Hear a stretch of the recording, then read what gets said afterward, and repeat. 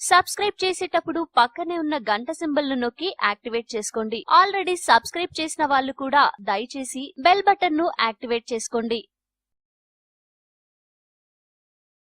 ఇప్పుడంటే మనం ఏం అనారోగ్యం కలిగినా ఇంగ్లీష్ మెడిసిన్ వాడుతున్నాం. కానీ ఒకప్పుడు అలా కాదు. మన పూర్వీకులు కేవలం సహజ సిద్ధమైన పదార్థాలతోనే ఔషధాలను తయారు చేసుకుని వాడేవారు. దీంతో వారు చాలా ఆరోగ్యంగా ఉండేవారు. అయితే అలాంటి పద్ధతులను ఇప్పుడు మనం పూర్తిగా మర్చిపోయామని చెప్పవచ్చు. కానీ జపాన్ లో ఇలాంటి సహజ సిద్ధమైన పద్ధతులనే ఎక్కువగా వాడతారట తెలుసా? ముఖ్యంగా అధిక బరువు, గుండె సమస్యలు, మూత్రపిండాల సమస్యలు, లివర్ చెడిపోయిన వారు ఇప్పుడు చెప్పబోయే ఔషధాన్ని తయారు చేసుకుని సేవిస్తారట. దాంతో వారు ఆయా అనారోగ్య సమస్యల నుంచి సులభంగా బయటపడతారట. మనకు వచ్చే వ్యాధులలో 80% వ్యాధులు అధిక బరువు కారణంగానే వస్తాయట.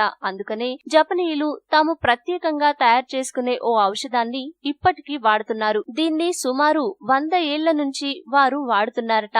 అయితే ఆ ఔషధం ఏంటో, దాన్ని ఎలా తయారు చేయాలో ఇప్పుడు తెలుసుకుందాం. జపాన్ కు చెందిన ప్రత్యేకమైన ఔషధాన్ని తయారు చేయడానికి పెద్దగా కష్టపడాల్సిన పనిలేదు. అలాగే డబ్బులు కూడా ఎక్కువగా ఖర్చు పెట్టాల్సిన పనిలేదు. చాలా చవకగా ఇంట్లో ఉండే పదార్థాలతోనే మనం ఆ ఔషధాన్ని తయారు చేసుకోవచ్చు. అది ఎలాగంటే, కావలసిన పదార్థాలు: నిమ్మకాయలు 4, అల్లం 1 చిన్న ముక్క, వెల్లుల్లి 4 రెబ్బలు. తయారీ విధానం: నిమ్మకాయలను శుభ్రంగా కడిగి వాటిని ముక్కలుగా కట్ చేసుకోవాలి. అల్లం, వెల్లుల్లి రెబ్బలను, కట్ చేసిన నిమ్మకాయ ముక్కలను అన్నింటినీ మిక్సీలో వేసి పేస్ట్ లా చేయాలి. ఈ మిశ్రమాన్ని 2 లీటర్ల నీటిలో వేసి బాగా మరిగించాలి. అనంతరం వచ్చే ద్రవాన్ని వడకట్టి నిల్వ చేసుకోవాలి. దీన్ని రోజుకు 1 గ్లాస్ చొప్పున ఉదయాన్నే పరగడుపున తాగాల్సి ఉంటుంది. లేదంటే భోజనానికి 1 గంట ముందు అయినా తీసుకోవచ్చు. దీంతో ఈ విధమైన లాభాలు కలుగుతాయి. ఈ ఔషధాన్ని నిత్యం సేవించడం వల్ల గుండె సంబంధ సమస్యలు రావు. రక్తనాళాల్లో పేరుకుపోయిన కొవ్వు కరిగిపోతుంది. చెడు కొలెస్ట్రాల్ పోయి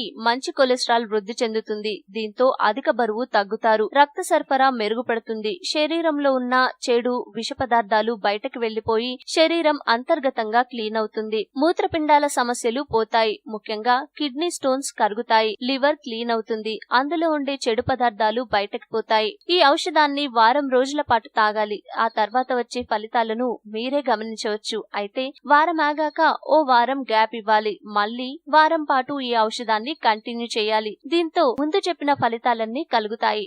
ఈ వీడియో మీకు నచ్చితే లైక్ చేయండి, అందరికీ షేర్ చేయండి, కానీ సబ్స్క్రైబ్ చేయడం మాత్రం మర్చిపోకండి.